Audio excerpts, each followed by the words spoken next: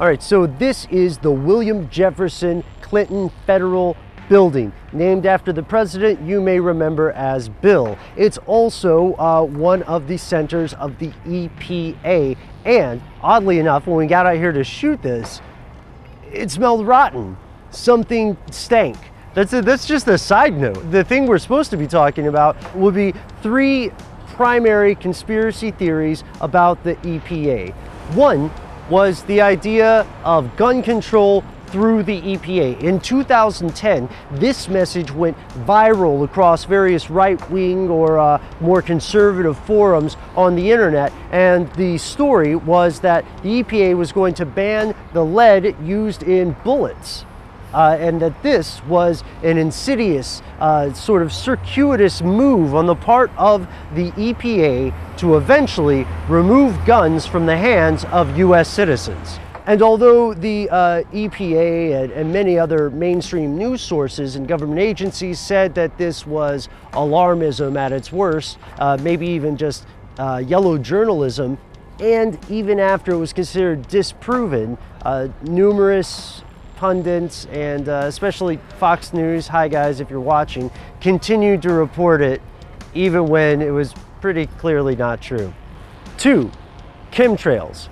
I mean contrails. I mean air pollution in general. The idea here is that the EPA, whenever it issues a call for more regulation for any industry that produces poisonous gas, that it's really just one small step in a much bigger plan. This happens on both ends of the political spectrum. On the far left, you might hear this described as something like the EPA is deliberately seeding the skies with chemtrails to close people's pituitary glands through the inhalation of these harmful chemicals, therefore preventing people from the self-awareness needed to recognize whatever's going on around them. And the specifics of this theory or story can change depending upon the source you find.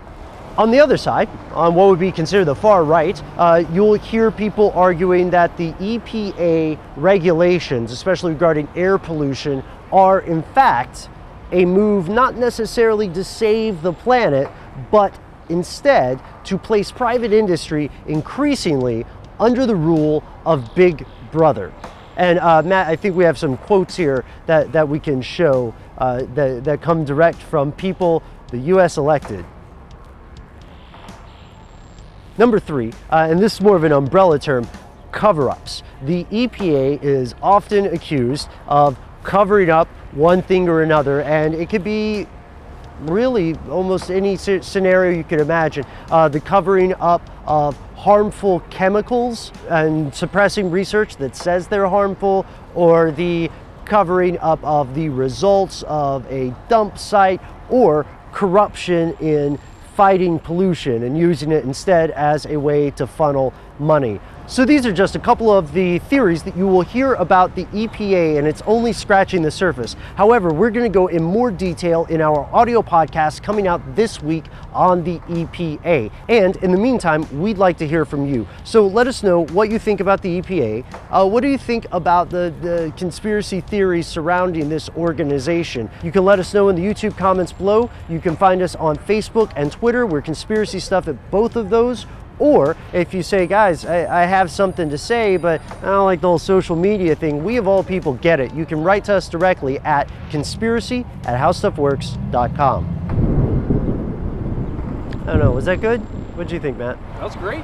You think so? Yeah, all of it's usable. I just hope people tune into the audio podcast, you know, because that's where we really get a chance to go into more detail about stuff. All right, man. Where are you going? I don't know. I've never been in there. I want to see.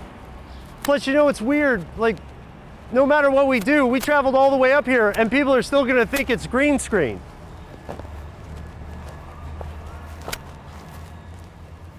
They're still going to think it's green screen.